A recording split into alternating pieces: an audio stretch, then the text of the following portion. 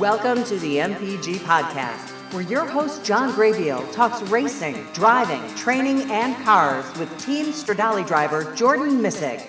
And now, here's John and Jordan. Well, welcome to the MPG Podcast. I'm John Graybeal, along with Jordan Missig. Good to be here finally. With you in person. I know. We're in person for our next podcast here. It is November 2nd, a cold November 2nd here at the Audubon Country Club in Joliet, Illinois. And it's pretty cool that we're all both in the same place at the same time. It just so happens to be the last day of the season, too. So, last day of the season with a race going on now and in Enduro. For, are they going backwards now? No. Why does it look? I don't know if that just might be the way it looks right now on track, but no, I think they're going the right direction right now. There's an Enduro going on. I thought the cars were going in the opposite direction here. It's an optical illusion. We're sitting here in the MPG garage overlooking the track. Probably the best place to watch a race. It's what I've heard from most people is that this is the best place to watch a race, especially on the South track. But it's a new facility that we've opened up this year for everyone here at the Audubon to come check out and everything, and it's been the talk around the track, I would say, reference. Yeah, very welcoming. You're always hosting get-togethers after a long day at the track, which is awesome. Great food, great friends. It's always a blast. Well, let's catch up. Yes. So, last time we were talking, I was going to go down to St. Louis for the go-karting race down there. That evidently got canceled because of rain. So, because it had a rainstorm that happened all last weekend, the race got canceled. So, they ended up running the race this morning and today, which they actually just got finished running about maybe an hour or two ago. They just finished racing that race. When did they cancel it? They canceled it the Thursday in around... Okay, so pretty early on. 2-3 o'clock, I think. But we run in the rain. Yeah, we do run in the rain, for the Ignite Challenge. But because I think... Oh, that wasn't the Ignite Challenge race. No, that was just a regular Gateway race. race. So that's why they decided to cancel it because of rain. So they don't run rain tires like we're going to be. That's right. Okay, well, so how did you keep yourself busy last weekend without running a race? Was just relax? It was hard to, yeah. Because... I was all set and go. The next day, it was going to be that Friday. I was going to go down there and go down to track practice and then race on Saturday and then come back. So I had to fill the gaps in that Friday and Saturday. So it was very hard to find something to do with the 2 days that I was going to be spending down in St. Louis. So I just kind of, just went with the flow. Whatever happened, and I just kind of went with it. All right. Well, we have talked briefly before we got started here. The next... 2 weekends? Yeah. 2 weekends. So, Circuit of Americas, Austin, Texas. Formula One race tomorrow, the 3rd of November. The only time the Formula One guys are here in the United States. Which, Sunday mornings, ESPN. I try to tape them, no one tapes anymore. I record them. Yeah, no. and then watch them. No commercials, which is nice to watch the race. It is so nice to watch a race without any commercials. It's pretty nice. So you're going to be headed down there in, let's see, you go down on a Thursday probably? No, because the way they have it is they're doing the weekend with I think it's, I can't remember the first name of it, but it's like Controvic, I think it is they're doing a hand-cooked 24-hour series race down there. So... They're going to be racing a 24-hour race, endurance race, on Saturday into Sunday down at Circuit of the Americas. So we're actually going to be on track Thursday, Friday, and then Saturday morning. Thursday, Friday, Saturday morning. Oh, okay. So before they start the race, I guess, right? They'll start Saturday afternoon. So when are you headed down? I head down Wednesday night. So around 7 o'clock at night, I think, is my flight. Okay. On Wednesday. So get down there roughly around 10 o'clock at night on Wednesday, and then I'm up early in the morning on Thursday to go on track. And how do you, I assume you're working on a simulator on this track? Yeah, no, we've been on the simulator a couple of times already, me and my teammates. Done some practice laps around there. It's very hard as of right now to find a easy balance with the car. We tend to drive the cars a little bit undrivable. That way, when we get to jump in the radicals, it's a little bit easier for us. It's kind of like what we try to do is kind of like when you're playing baseball, you're in the on-deck circle, you use a weighted bat. You swing with that until you're up, and then when you get up to bat, it makes your bat feel much lighter and much easier to swing and come around.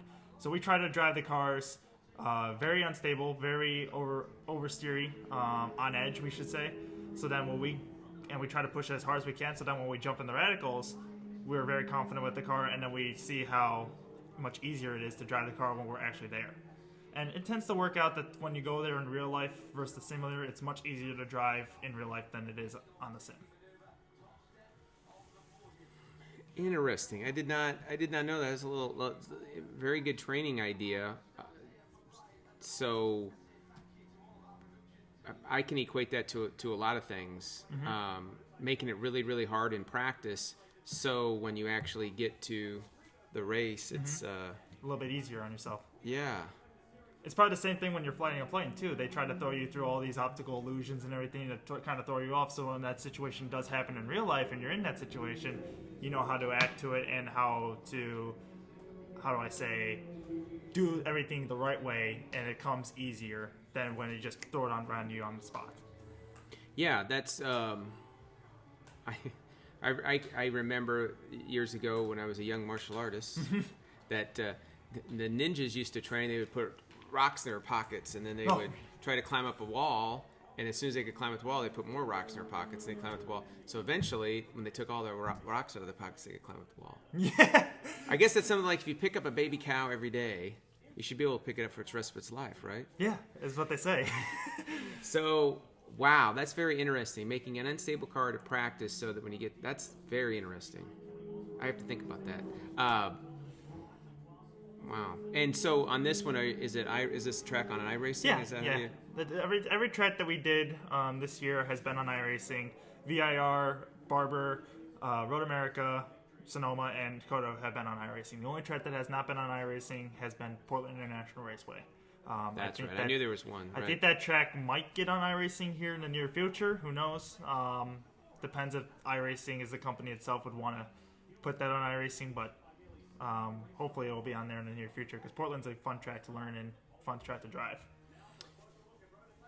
So when you approach, we had this discussion this week about sim racing. Yes. How do you feel about adding motion to the sim? It's artificial, we know, right? Yes. So does that help, hurt? Is it necessary? Is it unnecessary? There's a lot of questions there I have, right? Yeah, a lot of people, the most common answer I hear when people say is it's very unnecessary to have the motion. Some people do like having the motion. Me personally, if the motion's right, I like to have it because it makes you feel like you're actually driving the car, sure. And it gives you the seat of your pants feeling. The best way I found out was we were at Barber, and the next team over to us had a simulator that they were testing out. There was a company that was there, I think it was called Simcraft, was there trying to test out a simulator to kind of advertise to people. And it had full motion and everything. You could turn the motion on, you could turn it off, turn the sensitivity on to almost mimic what it's like being on track. And the best way I could picture it together was we were on track doing a practice session. I came off, I went over to try the simulator, and I jumped on, and it felt almost identical to me being just on track. So it was very easy to drive, very easy to understand. When I accumulated to what I was feeling on track, and I can almost feel the exact same way on the simulator. Now, most people, if you're not on track, try to do the simulator, don't like it, only because you're not really moving, and you're feeling that sense of motion, and it kind of throws you off when you have the motion going when you're not actually moving. So unless you had the feeling of the actual car, you don't really get that feeling when you're not, if you're not actually driving the car. So the best way to put it is, people who don't drive it tend to not like the motion when you're stationary, but if you just drove the car and you go right back into the simulator, the motion can help you. And correct motion. So yes. I fly in full motion airplane simulators. Yes. And they're pretty good. Yeah. They're pretty good. It's almost exact. Yeah. Now it's a little different. It's a full 3-motion simulator sitting on stilts, right? That moves around. So I'd imagine if you took that same type of simulator and hooked it to a car, the problem is that simulators are probably $12 million. Yeah. So the thing Formula One guys could probably afford it. And that's why when you look at the Formula One guys, when they drive on their simulators and everything, their simulators are moving, doing all the crazy junk action that you would see the actual car do on track, and they feel almost identical like they're actually on track. That's why they can perform really well and feel really good. Whereas regular simulators, the ones I have, which is a Sim Experience one, they are on stilts as well.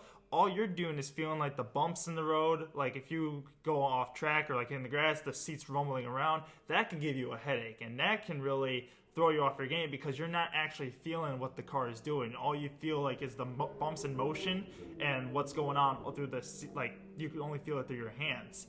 Whereas you get those full-fledged simulators that like move around and everything, you feel the motion in your rear end, which is how you feel the car, which makes it very authentic. Okay. So if I could sum it up, if we get correct motion, yes, it's very useful. It's useful. But if you're getting misleading motion and you're not just a seat rumbler, no, it's not good enough. You just as good. You're better off to just turn it off. Right. And so we're upwards of $100,000 probably for a simulator that gives you correct motion. You're actually not sure. It's a lot cheaper than what you think. My simulator that I have, I think, was around 22,000, I'd say. But some of them can range within like 25 to 30. With correct motion. Correct. Yes. Man, that's a lot less than I thought. Interesting. I know that I've seen that it seems like when I've checked them out over the course of the last couple of years, there's massive improvements in the simulator, and that genre is gaining ground very quickly. So yeah, probably the price will continue to come down. Probably. Yeah, and then the more authentic they get too, the better off they'll be. So there still hasn't been a proper simulator, like a full-fledged simulator that's coming out yet. They're really getting into it though, to where it's getting as realistic as possible, and it almost feels like driving a car, but it's still not there yet too. Like flying a plane, it's not as good as you actually flying a real plane. I don't have any empirical data on this, but it seems to me that if we want to practice eye-hand coordination and limit it to those inputs, that a non-motion simulator actually will benefit you, because when you add in, like simply like you said, said when you're driving a simulator that is almost undrivable because it's right on the edge, it makes it easier to drive the car. Well, if you have two inputs and your eye-hand coordination riveting and refining to get your eye-hand coordination razor sharp, when you do add that seat of the pants into that,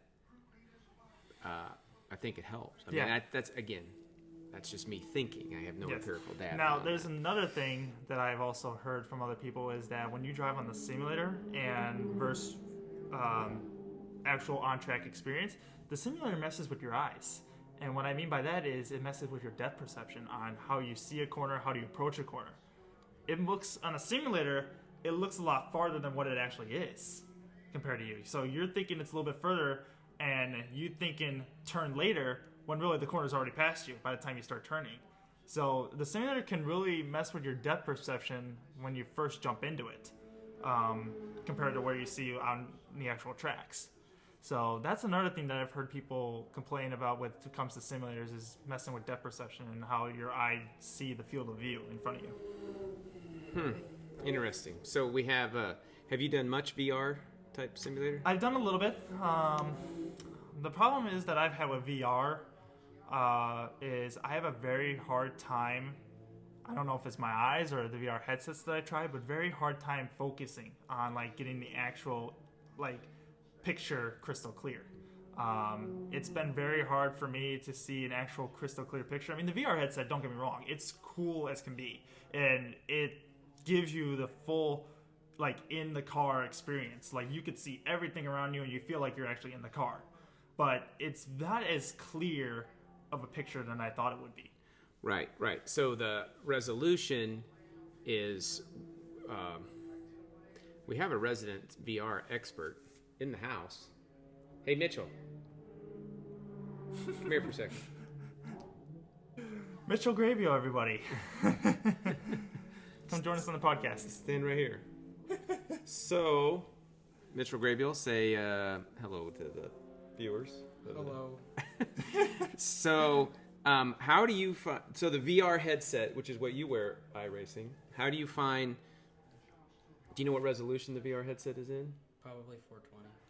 420? 420, which is a stark comparison to what would... I think a normal one would be around 720 to 1080. Be around like I'd say 1080 to 2K, 4K. Yeah. 2K, 4K, so it's quite a bit less sharp. Yes. Oh, yeah. But you prefer... Stand up here so we can all hear you. So you prefer the VR. I haven't used the screens. So you don't have... But you like the VR. I mean... Yeah. Yeah. That's pretty good. Okay, so there you go. Because I can like look into corners and I can keep focus on of one area better.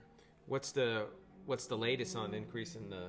Eventually the VR system will increase the resolution, right? I don't know. I don't keep up with it. Okay. Well, I think really when it comes down to it, with the VR headset, you kind of get that head motion and everything. You can kind of start to turn your head into some corners, start looking. It really helps with the one thing that I like about VR headsets is that it actually helps with driver eyesight. One thing that I've actually learned this year, and this is a really good tip for VR people who use it, is when you're driving a car, you always go where you're looking. So when you're going into a corner, it's best to have your head start turning into the corner and look for the apex. And the next thing you know, that's where your car is going to go. The one thing that I find interesting is most people, when they get behind someone and they're driving, they tend to look at the rear end of the guy who's in front of them and not the corner. I'm pretty sure you've had experience trying to do this a couple of times too. interesting. I think you're right. I think because it's interesting why I say that is because when you go into a corner and the guy in front of you overdrives the corner a little bit and goes off track, you tend to follow his line and go off track with him. Then that right there shows that you're looking at his rear end and not the corner that you're going into. Because if he makes that mistake and goes off, if you're looking at the corner, you're going to stay in line and get a better run than he does. But if you're watching what he's doing, he's going to go off track and you're just going to follow. It's a monkey see, monkey do kind of thing. What do you do, young driver? Do you look through the corner? You'd have to ask me in the moment. All right. Well, thank you. You're dismissed, I guess. So that's really a good...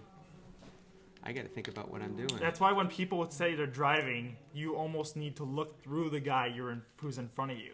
You got to almost picture like he's not there, because if he's not there, you look for the corner and you're going to hit your marks. That's why when you go through a corner, wherever you see going into that corner is where you're going to hit. If your eyes are looking a foot off the apex, you're going to go a foot off the apex. If your guys are looking right at the rumble strips, you're going to go right for the rumble strips. I find it hard to look through the corner. Yeah.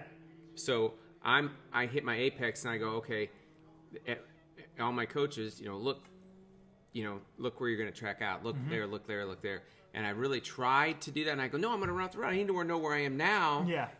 But I've really been trying to do that. And surprisingly, I haven't went off the track since I started really focusing on that discipline to look through that corner. Yeah. That's why when you ever look at some of the videos on YouTube, you see those F1 eyesight videos. If any of you guys don't know, they're the videos where it's in the F1s, like the F1 drivers are inside the cockpit, and you have like those red lines or like a crosshair, and it shows where their eyesight's looking. And when they're driving, they don't look at the beginning of the corner where the apex is. They're looking at the end of the corner where like the apex is really for the end of the corner. So when you go through a corner, say we're going through like a wrong right-hander and it's a late apex corner. When they start to turn, they're not looking at their turn-in marks or their entry point of the apex. They're looking at their apex at the end of the corner when they're already down low by the curb and then exit out. I've not done that. So YouTube F1 drivers fielded, was it like fielded? eyesight or something like that. Wow. It's a very interesting video to really watch, and you can see how deep they look into the corners. They're not looking at what most people would be looking at when they enter a corner. They're looking far beyond that. Wow. Interesting. I always learn something when I'm talking to you. This is very, very enlightening. Two things. Don't look at the guy's bumper, and then really look in. And I guess that would be a really good coaching tool to see how they are looking, because I don't know how far that type of high-level driver would see. I mean, how else are you going to do it? Yeah, right. That's why one of my driver coaches say, you're looking too close in front of you. You got to pick your eyes up. You got to look further down the track, see what's going on. Because if you're looking right in front of you, you're not going to have time to react if something goes wrong or something happens in front of you. You don't have time to react. You have to keep your eyes up, look further down the track of what's actually happening in front of you. You can't just keep tunnel vision, straight nose to the grindstone, what's like 5 feet in front of you. You got to look 10, 15, maybe even 20 feet in front of you, what's going on. Interesting. Well, I guess as we wrap up here, we'll talk to you probably right before you head down to Austin. Yep. For Circuit Americas. Yes. For the final race. Mm-hmm. How are you looking in the points right now? Right now, currently 66 points behind the point leader Antoine Camus. Going into the final 3 races of the season. There's still a chance for us to win the championship. We're just going to need another Sonoma-like weekend, perfect weekend for us, and we're going to need some... we need everything to go your way. Yes, basically. We need everything to go my way. But for those viewers who do watch this, there is a way now to watch the Austin, Texas race.